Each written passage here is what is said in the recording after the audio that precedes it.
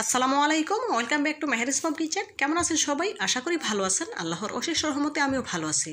বন্ধুরা, ফিরে এলাম নতুন আরও একটি রেসিপি নিয়ে। আজ আপনাদের তৈরি করে দেখাবো সিদ্ধ চাল বা ভাতের চালের ভাপা পিঠা। আশা করি রেসিপিটা আপনাদের ভালো লাগবে। তো বন্ধুরা, না টেনে পুরো ভিডিও জুড়ে সাথে থাকার অনুরোধ রইল। চলুন মূল প্রিপারেশনে যাওয়া যাক। ভাপা পিঠা তৈরি করার জন্য এখানে 1 কেজি সিদ্ধ চাল বা ভাতের চাল নিয়েছি। এখন এই চালগুলোকে খুব ভালোভাবে কচলে ধুয়ে পানিতে ভিজে রাখবো 4 থেকে 5 ঘন্টার জন্য। দেখুন বন্ধুরা, খুব ভালোভাবে কচলে নিচ্ছি। কয়েকবার পানি পাল্টে এই চালগুলো ধুয়ে নিতে হবে। কয়েকবার পানি পাল্টে চালগুলো ভালোভাবে ধুয়ে নিয়েছি। এখন পর্যাপ্ত পরিমাণে পানি দিয়ে ভিজিয়ে রেখেছি। ফিরে আসছি 5 ঘন্টা পর। দেখুন 5 ঘন্টা পর ফিরে এলাম। এই 5 ঘন্টায় চালগুলো ভালো মতো ভিজে গেছে, অনেকটাই ফুলে উঠেছে, দেখেই বুঝতে পারছেন।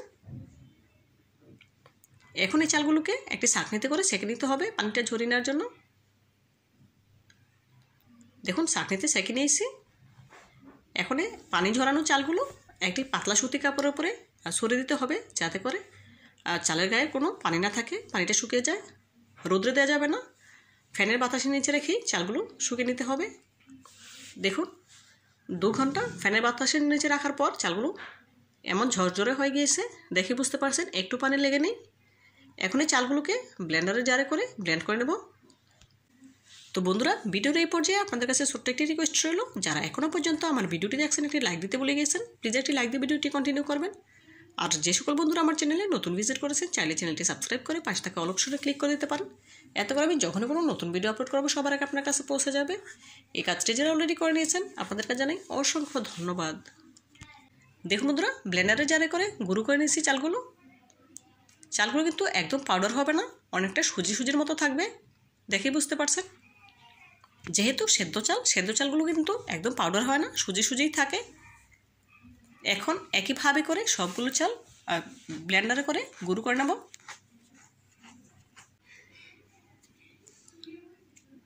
দেখুন বন্ধুরা, সবগুলো চাল গুঁড়ো করে নিয়েছি, দেখেই বুঝতে পারছেন। এখন এই সবগুলো চালের গুঁড়ো দিয়ে পিঠা তৈরি করবো না, আমি কিছুটা ফ্রিজে রেখে দিয়েছি।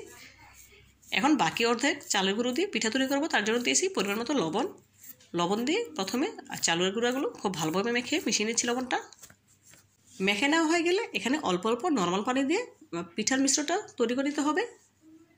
এখানে কোনোভাবেই কুসুম গরম পানি দেওয়া যাবে না, অবশ্যই নর্মাল পানি দিয়ে এই মিশ্রণটা রেডি করে দিতে হবে, যেহেতু সেদ্ধ চাল সেজন্য।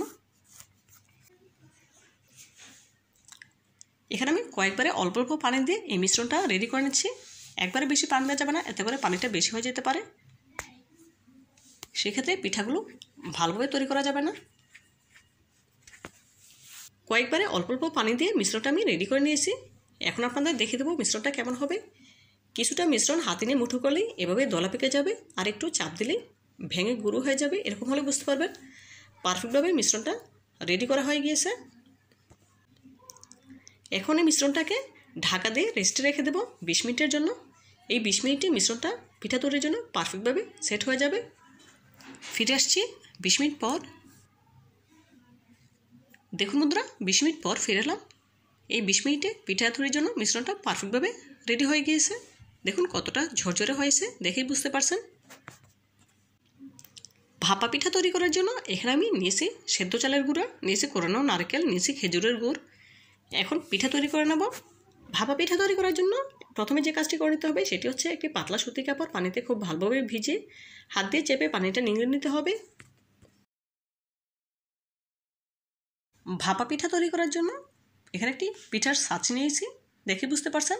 এখন এখানে অর্ধেক পরিমাণে চাউলের গুঁড়া নিয়ে সব দিকে সমান করে নিতে হবে, হাত দিয়ে হালকা একটু চেপে দিতে হবে। দিয়ে দেবো গ্রেট করে রাখা খেজুরের গুড়, দিব কোরানো নারকেল, উপর থেকে আরও কিছুটা খেজুরের গুড় দিয়ে দেবো,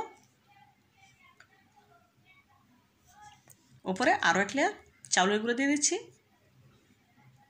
উপর থেকে পাতলা করে আর চাউলের গুঁড়োটা সরিয়ে নিচ্ছি, দেখে বুঝতে পারছেন।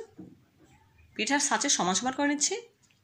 এখন আগে থেকে যে পাতলা সুতি কাপড় আমি ভিজিয়ে রেখেছিলাম সেটাতে মুড়িয়ে নিয়েছি। এখানে একটি ভাপা পিঠা তৈরির হাঁড়ি নিয়েছি, এতে পর্যাপ্ত পরিমাণে পানি দিয়ে ফুটিয়ে নিয়েছি। সুতি কাপড় দিয়ে যে পিঠার বাটিটা আমি মুড়িয়ে নিয়েছিলাম সেটা বসিয়ে দিলাম, মাঝে বরাবর বসিয়ে দিয়েছি। এখন কাপড় সরিয়ে পিঠার সাজটা তুলে নিয়েছি। এখন আবারও এই সুতি কাপড়ের সাহায্যে পিঠাটা ঢেকে দিয়েছি। এখন ঢাকা দিয়ে ঢেকে জাল করে নেব 3 থেকে 4 মিনিট। ফিরে আসছি 4 মিনিট পর ফিরে এলাম। এই 4 মিনিটে পিঠা ভাপে ভালো মতো সেদ্ধ হয়ে গিয়েছে। এখন আপনাদের তুলে দেখাবো। দেখুন বন্ধুরা, পিঠাটা পারফেক্টভাবে হয়ে গিয়েছে। এখন তুলে নিচ্ছি। দেখুন বন্ধুরা, মাশাআল্লাহ পিঠাটা দেখতে কতটা সুন্দর হয়েছে। এভাবে করে আরও একটি পিঠা ভাপ দিয়ে নেব।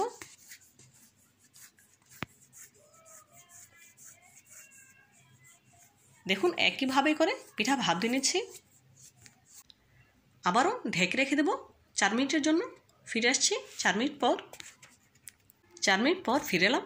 এই 4 মিনিটে ভাপা পিঠা ভাপে ভালো মতো সিদ্ধ হয়ে গিয়েছে। এখন তুলে নেব। একই প্রসেসে বাকি পিঠাগুলো তৈরি করে নেব। এক এক করে সবগুলো পিঠা তৈরি করে নিচ্ছি। সবগুলো পিঠা তৈরি হয়ে গেলে এখন একটি সার্ভিং ডিশে পিঠাগুলো সার্ভ করে নিয়েছি। দেখুন মাশাআল্লাহ পিঠাগুলো দেখতে কতটা সুন্দর এবং লোভনীয় লাগছে। এই পিঠাগুলো তৈরি করা যতটা সহজ, খেতে তার থেকেও অনেক বেশি মজাদার। আপনারা একবার হলেও আমার রেসিপিটি ফলো করে ভাপা পিঠা তৈরি করে খেয়ে দেখবেন, খুবই ভালো লাগবে ইনশাআল্লাহ। তো বন্ধুরা, আমার রেসিপিটি যদি আপনাদের একটু হলেও ভালো লেগে থাকে প্লিজ লাইক, কমেন্ট এবং শেয়ার করবেন। আর আমার চ্যানেলটি সাবস্ক্রাইব করে আমার পাশে থাকতে একদম ভুলবেন না। আজকের মতো বিদায় নিচ্ছি। দেখা হবে নতুন কোনো রেসিপিতে।